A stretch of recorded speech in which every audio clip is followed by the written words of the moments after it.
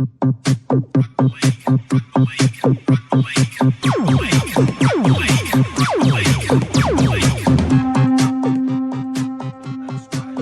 my Heidi, my kia ora, and welcome back to the Mad Monday podcast, you absolute legends. Get out of your lederhosen, put down your Anzac poppies and your Anzac biscuits, because we're about to chat league. We're brought to you by 4 and 20 Pies, the perfect at-home snack for watching this rugby league. And I'm joined today by the absolutely salubrious Ben Hurley. How are you, mate? Yes, good. Thank you, Dai, and hello, treasured listeners of Mad Monday.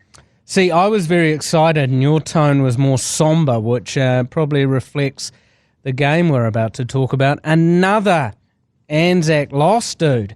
This is, yeah. I think we've won 2 and drawn 1 in like 18 years.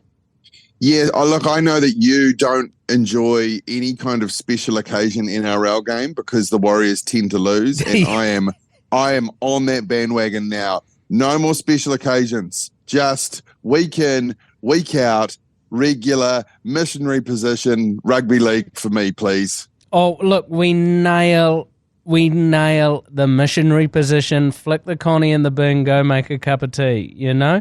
When it comes to anything flashy, like, I mean, the next big event's Magic Round coming up, but we're playing the Panthers, so we should nail that. There's a easy W.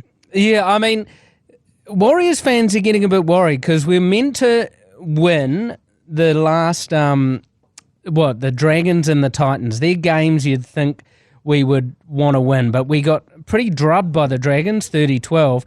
And then this weekend's game was actually, we managed to make it quite tight, 27-24. What did you make of it? Right, well, I've got a couple of theories, but basically, if we can talk in the most basic terms, the Warriors went absolutely classic 3 years ago and before, missing for half an hour in that game. I reckon there was a 30-minute slot before and after halftime where the Warriors just didn't really understand how to play anymore. Well, it was like old school, wasn't it, where we just sign off? We got beaten up the middle. I know that this is one of my theories. When AFB was off the park, that was when we got beaten up the middle. And the Titans not necessarily known for their, incredibly mobile forward pack, were making at least 60 to 70 metres every set. Oh, what I found is our entire system is built on defence, right? We try and chip into this corner. There's been a lot of talk on socials of us not contesting kicks. Our plan is to chip into the corner like we did in the Melbourne game with Xavier Coates. However, in the last couple of games, that chip has been landing about 15 out. And instead of going through the middle, they've been going around us. And our defence on the wings has been interesting. DWZ has been biting in and not really trusting Rocco Berry, who's a great defender, albeit he missed a pretty big tackle in this game, which means there's so much space on the outside. So when you base a game on defence and you have big defensive lapses, then it all falls apart, because when your defence is good, your attack is going to be good. But if your attack's good, it doesn't mean your defence is good. And I'm even a little bit worried about our attack. Like, we had that big sweeping play on the right that was so successful last year, but they seem to have found us out and they just put a fullback or another number on the right, and then we only grubbered once in that game. And it was actually pretty successful, that little grubber. I don't know why teams don't do it. It's very unfashionable to grubber into the end goal and go 6 again anymore. I don't know where that play has gone, but it used to be a pretty stock standard one. Would you agree that you reckon that play's gone? Yeah, it has, and it also is a play that, if the grubber's right, it's either 6 again or try scoring opportunity. So it's, I couldn't understand why we didn't go to it early, because that chip into the corner wasn't working. We had success once we bombed it and we scored a try off that. But for me, I mean, we've got to put a caveat on this that we played 3 games in 13 days, so we haven't, and we've been travelling, so we haven't actually had time to work on what we've been doing wrong. We've obviously had a lot of injuries, but aside from that, we've got depth, so we should be winning these games. And when you look at how the tries sort of happened, there was the Fafita try, which was their 3rd try. Montoya dropped the ball, which led to that try. And then Laban came out of the line too quickly, creating a gap for Tanner Boyd. That first try, we're just beaten on the left edge through ball play, and they seem to have way more numbers when Brinson scored. What got me is we had this killer first 10 minutes, which we've done before, but we just don't seem to be able to go on with it, eh? And this brings me to my other theory. And look, people who listen to Mad Monday and listen to the commentary know what a big fan I am of Tamari Martin, not only as a player but just as the Polynesian George Clooney. He is the best looking rugby league player of all time. But since he's come back, so he came back for the Rabbitohs game. And yes, that was our best performance of the season, but also the Rabbitohs are dreadful. Like, I think my daughter's under 14 soccer football team could beat the Rabbitohs at the moment. So I don't necessarily think that is a good indication of how well, not how well he's going, but how well him and Sean Johnson are working together. So since Metcalf went, that goal, like when we're inside their 10 or inside their 20 hot on attack, we look so clunky, and I don't think the combination is working between those two. No, because Sean's on the right and Tamaria is on the left, but that left seems to be getting absolutely nothing, And one thing that really killed me was that challenge just before halftime.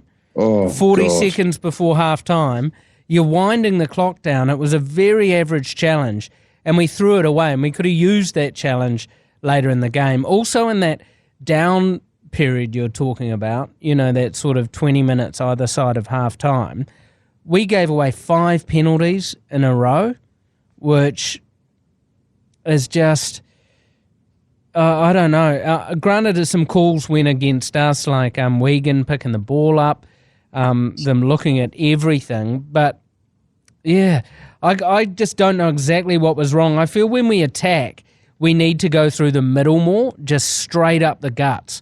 Because Wigan's not, he wasn't running as much and turning it on the inside and the outside in that game. And you were so right, we are so clunky at the moment, when last year we were just known for this killer slick attack. Yeah, I mean, it's almost as well Sean Johnson back to being not running at the line. That's what he began to do again last year, and he's not doing it again. I don't know if he's harbouring a little injury or whatever, but I think there was a lot of times, particularly in that last 10 minutes, when we wanted to do is cross over for that final try to save ourselves the blushes, where Sean Johnson was just kind of caught, on the 5 meters with the ball, not really doing anything because everyone had overrun him. Yeah, we had the ball to win that game. Like, we had enough possession in the last 5 minutes to win that game. And what was a real pin in how it was our last play of the game, when it was a Hail Mary. We didn't really have a dummy half, and then Jacob Laban was there. So it just sort of summed it up. Oh, look, I don't think this is time to panic or anything. I just think that we don't have to throw everything away. I think that we will come right, and I think it's just a little matter of us clicking. But if you start looking over our next 4 games, we've got 4 more games before the bye, and they are Newcastle, which we'll talk about shortly, then the Roosters, Panthers, and Dolphins. So our season, is pretty much on the line in the next 4 weeks. and 3 of those games could easily be losses. Yeah, the one thing I'm holding on to, and I'm sure we'll cover this as well, is that there's so clearly 4 very good teams in the competition at the moment, and those teams, even though they lost, but the Broncos, the Panthers, the Storm, and the Sharks, right? Yeah. Yes, the Dolphins are up there as well, but I feel like we can beat anybody else. Still. Yeah, and also, if you look at it, we were 2 points against the Sharks in round 1. 4 points, 16-12. And then against the Storm, we took that right to the wire, we should have won that game. So it's sort of almost old school Warriors of we're beating the teams that we shouldn't, and then we're losing to the teams. I mean, the Titans, they're not a bad side. They're the 17th best side in this competition. And it's easy to... Actually, they're 16th now. I think the Rabbitohs are last. Oh, yes, they are too, with that points differential. But you've got to bear in mind that the Titans themselves haven't been easy beats, Canberra only beat them by 1 point. And then Manly only beat them by 4 points, so they are hanging into games, and I felt it was one of those ones where Tanner Boyd had his best game, Mo Fotuweka was playing amazing, Fafita played well, all their stars sort of came to the party, and that Khan Pereira's so quick. Hey, this is a point I had as well, was thinking, is watching teams, Manly, Penrith, Melbourne, even watching Khan Pereira, they have got so much pace on the outside. We have great wingers, but they're not necessarily speed demons, which means we struggle, I think, to run around sides. Would that be fair? Yeah, also, obviously, not a lot of long-range tries. Like in that, like that last sort of 5 to 10 minutes of that game, when we were down our own half, I was like, we're not going to score from here. No, it's weird. We want to be in the grind, but we are losing the grind at the moment, which is a bit of a struggle. Yeah, that's right. I mean, one thing to say is the Seagulls are currently 4th, and we did pull off that draw against them. So, yeah, as you say, we're not far away. We almost beat the Storm. That was a heartbreaker. A draw with the Seagulls. I only just went down to the Sharks in round 1.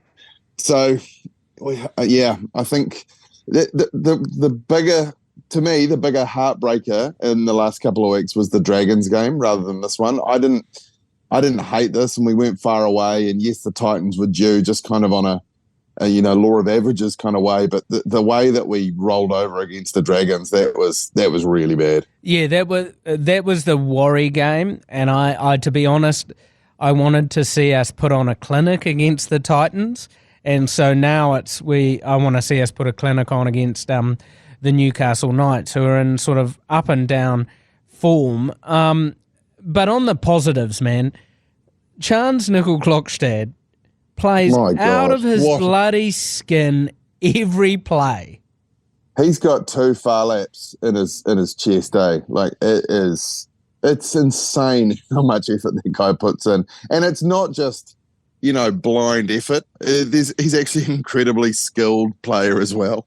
Yeah, like I love how he takes the ball. Like he's a fullback who you're confident he's going to take the ball every time under the high ball. He led the meters, 289 meters. He got 300 odd the week before, only followed by Adam Fanua-Blake, who played out of his skin. And it happened since the last podcast. How good about James Fisher-Harris signing? Oh, yes, so I haven't talked to you about this, have I? No, incredible scenes, and we did cover it last week, but there's no better player that fits in there. Maybe Payne Haas we talked about, and there was rumours flying around early in the season about Payne Haas, but I actually think this is a much better fit. Here's my 2 cents on James Fisher-Harris, right? I personally think on the field, Adam Fanua-Blake might be a smidge more explosive with his footwork and so forth. But however, he is a player who has spent short times at clubs and moved on and so forth. James Fisher-Harris is the epitome of mana. He brings so much mana with him, and what he does off the field and what he has done off the field at Penrith with a lot of the young boys coming through is through the roof. So I think he is just going to be such an epic person to replace Adam Fanua-Blake, who is almost irreplaceable. This is the only person I think who could replace him, because he's a weapon of a tackler as well, and that's where I think we missed Capewell, because we missed 43 tackles in this game. And another player who we miss is Bunty. Bunty sure, he might not make heaps of line breaks or like blow meters out of the ground, but he cleans up around the ruck. He makes so many tackles in the middle, and whether he's the first tackler to slow them down or whether he's just a hard slab of concrete who hurts people. So we're missing people, but we need to do something. And I'm not saying that it's the fault of these bourgeoisie Pinot Noirs who've bloody come to the party. But since they've gone public, since they've come out, we've been losing. Is there a correlation? All I'm saying is you can do your own research. Yeah, I mean, absolutely. Go into the dark web, just check out, there's a lot of theories online about this. A lot of them, are from people that think the Earth is under a big dome. But you check it out. Exactly. And I'm not saying get on the glass barbecue and become one of them, but you need to just be a staunch supporter. And I'll be going off the back fence about that later in this podcast, so look out. And also look out for the Mad Monday Munters group live on Facebook. If you want to find us, just look up Mad Monday, or if you want to make it easier on yourself, go to facebook.com/group/Odenryan. That is spelled Oudenryn, and get into all the goss with us. Also, our Supercoach group is smashing it in 2024. We've got a whole crew in there. It's not too late to join us. If you want to, use the code 287823. Plus, we're going to be giving away a signed Warriors jersey, and there's going to be bragging rights on the line for the person who wins it, as long as it's not Keezy. He smashes it. And you're smashing Supercoach. I'm up against you this week. Oh, well, yes, I've had a good season until this week, where Linko lost both of my head-to-heads by over 300 points, which is the fault of Ivan Cleary, and I think we're about to discuss that now. Yes, well, it's going to be heavy, heated competition between Dai Henwood's Dozy Fraggles and the Ho-Ha Hurleys. Great name, by the way. Hey, we're going to have a quick break, and we'll be back very shortly with the Stonka of the Round. Welcome back to the Mad Monday podcast. You're with Dai Henwood and Ben Hurley, and now it's time for the Stonka of the Round. We're talking about the mighty Penrith Panthers, who squeaked home 26 over the Cowboys 20. Ben, as you know from your Supercoach, this was the first game back for Nathan Cleary, little Nate Dog. Yeah, so Nathan Cleary was, required and needed for this Penrith Panthers side. He's definitely they're not lost without him, but they definitely are a much better oiled machine with him.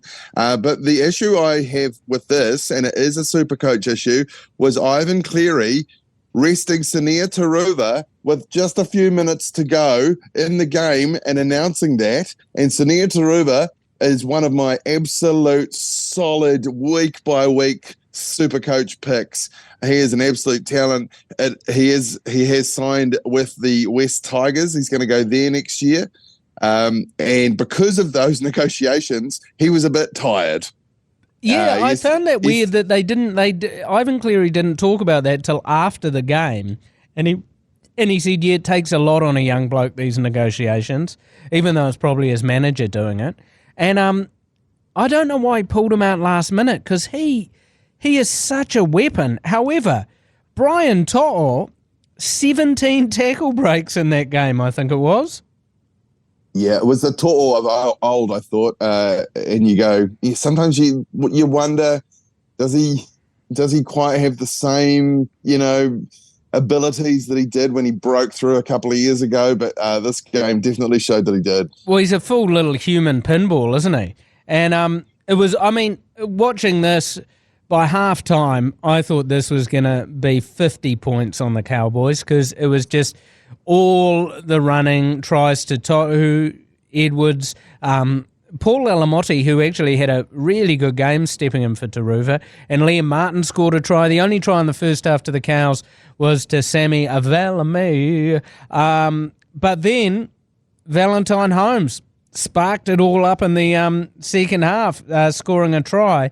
And they put on, and I think it was 10 minutes, they put on 3 tries.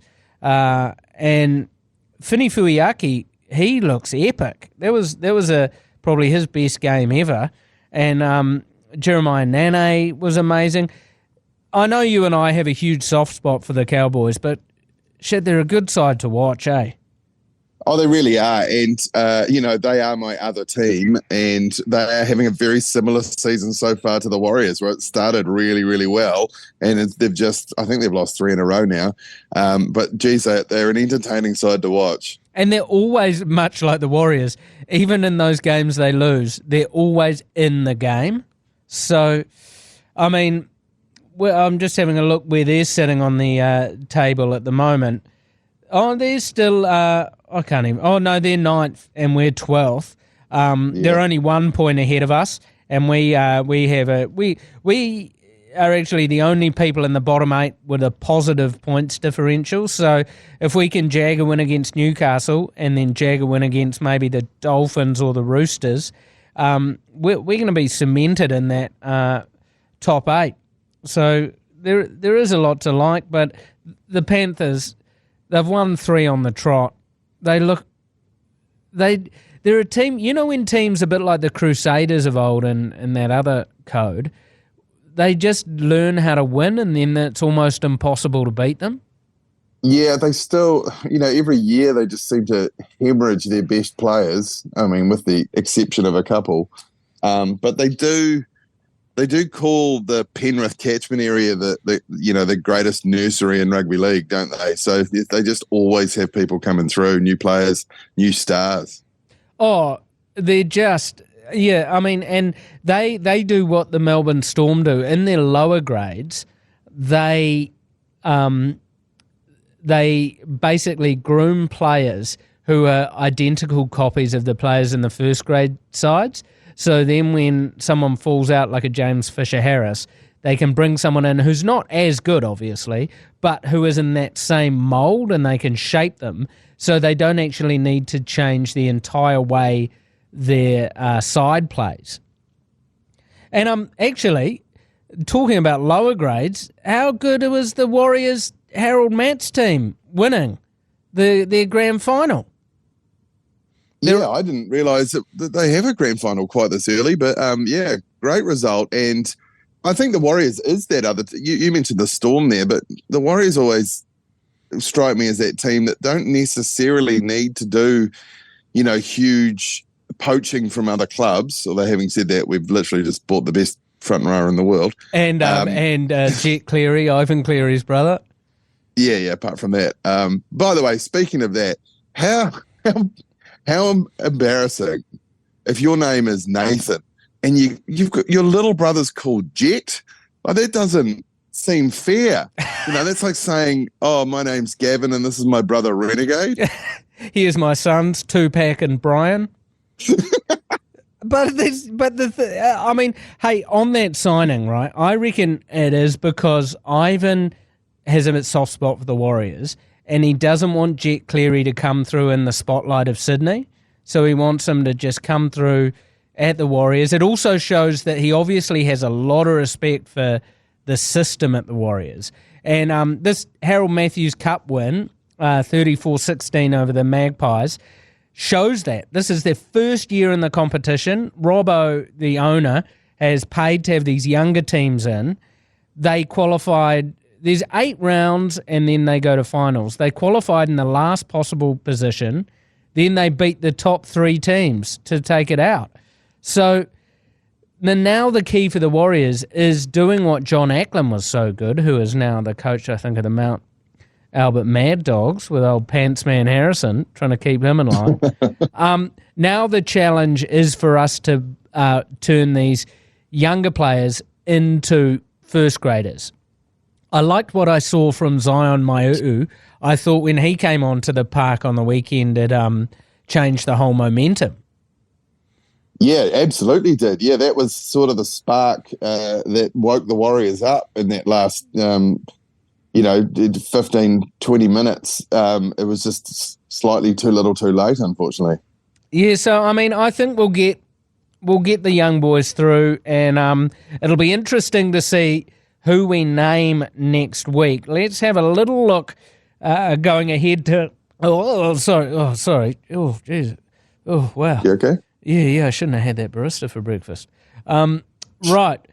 Looking forward to round 9 of the NRL. We are playing a nice little Sunday 4 p.m. game in Newcastle at McDonald Jones Stadium against the Knights. This is a bit of a must-win for us. I'm just looking through we've got Freddie Lussick suspended, Luke Metcalf's out, Kirk Capewell is out indefinite, Bunty Afoa's out till round 13, Jazz out till round 11, Marata Niokore to round 14, Chanel Harris-Davida to round 11, and Dimitri Sifikula to next season. That's one hell of an injury list. However... Wow, is Capewell out indefinitely, did you say? Yeah, on the NRL site, he's listed as throat injury indefinite. Jeez. And Newcastle Knights, they have got Tyson Frizzell out, who is huge, and Kalen Ponga out, and Jack Hetherington out for that absolutely ridiculous stoush in the tunnel with Reid Marnie, where he tried to fight him in the tunnel. He's out. Not having Kalen Ponga, that's good for us, eh? Oh, absolutely, yeah. Speaking of stoushes, are we going to cover the Paul Kent situation? Oh, yes, where he got NRL 360'd into a tree. Oh, he just looks like a bit of a punisher, eh? Do we have any idea what started it off? Because if you've seen the video, he is very keen to fight that dude, and that dude starts to run away to begin with, but then fully Miyagi's him and basically uses his own weight against him. Yeah, Paul Kent came running in and he grabbed the top of his T-shirt and sort of flung him. His neck went into the curb and he went into the tree. So the other guy has been charged first. Apparently he showed up to a police station and turned himself in. But if it seemed from all the video I've seen, Paul Kent was the aggressor in that. Like, he was yelling dog head at him and all that sort of carry on.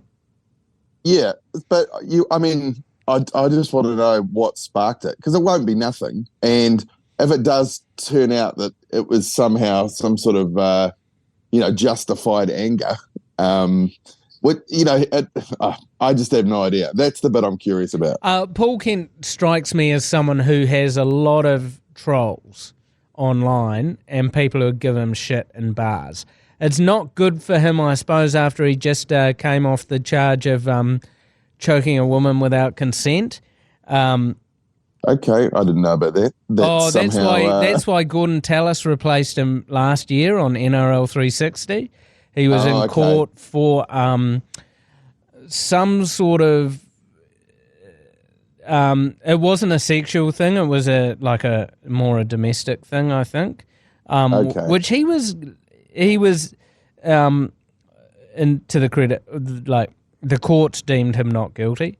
I don't know the ins and the outs of that, but coming off something like that, that's an aggressive allegation, to now this, he obviously is a bit of a hothead.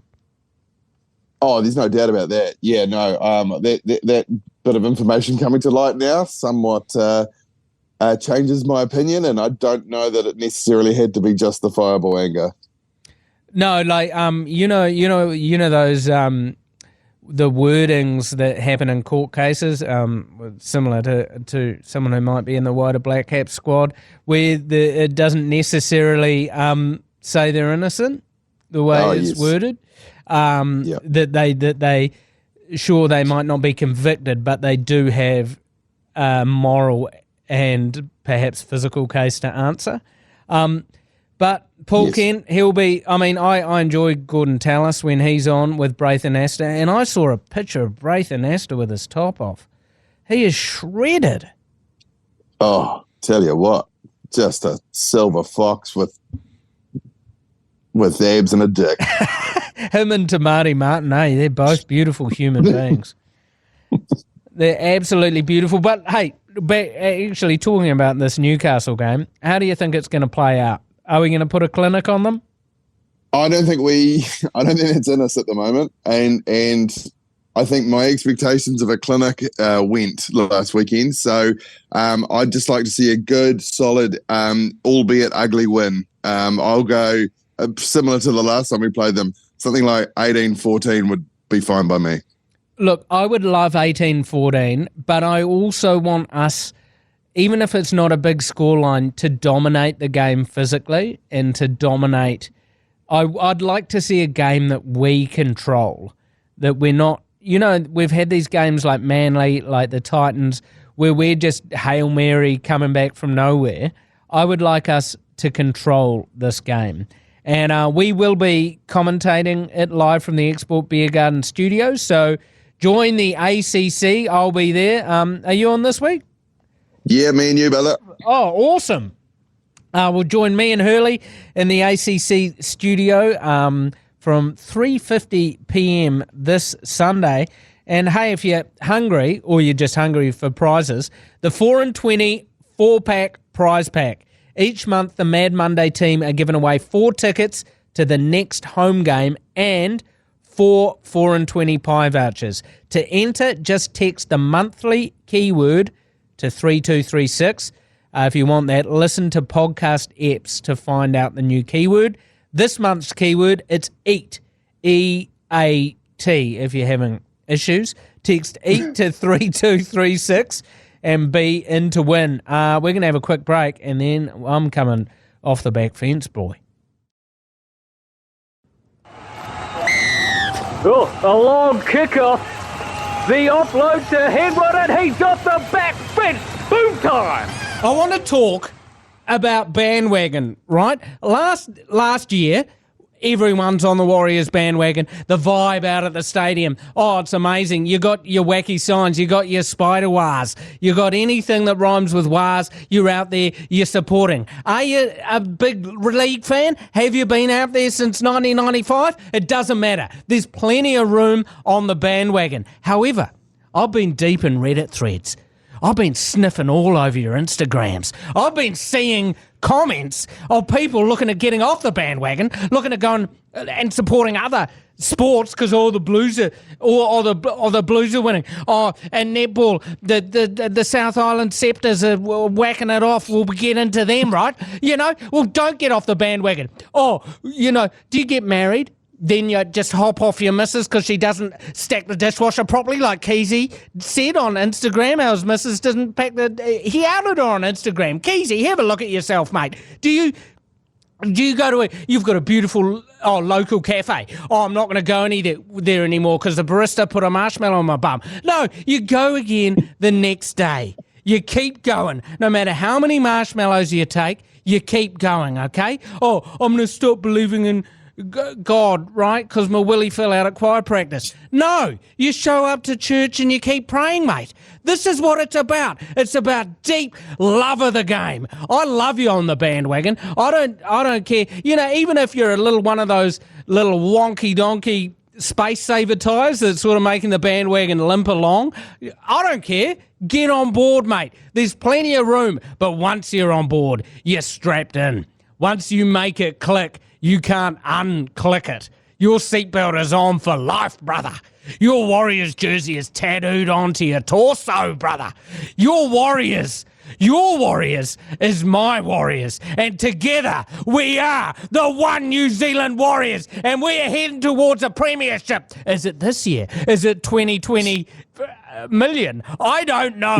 But I'm going to be there. Rain, hail, shine, light breeze, perfect conditions, win, lose, or draw.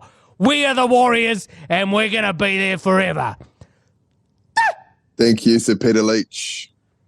There we go. I had to get that off my chest. It's the first time coming off the back fence in 2024. I'm recovering from a bit of a cold I got over in the mighty Japan, and I think that actually cleared out the airways, Ben. Oh, wonderful. Look, I'm with you, mate. If you want to jump off the bandwagon, go and be a St. George fan and get on the band dragons. Oh, how they haven't had, to be honest, St. George have been so bad for so long. I don't think they have a band dragon. Hey, but it has been a pleasure chatting league with you, and I'm looking forward to calling the game Sunday, live from 3:50 p.m. Otherwise, check us out on the socials. My name's been Dai Henwood. He's been Ben Hurley. Kia ora. Go the Warriors. An Australia without rugby league. An Australia without rugby league is not Australia.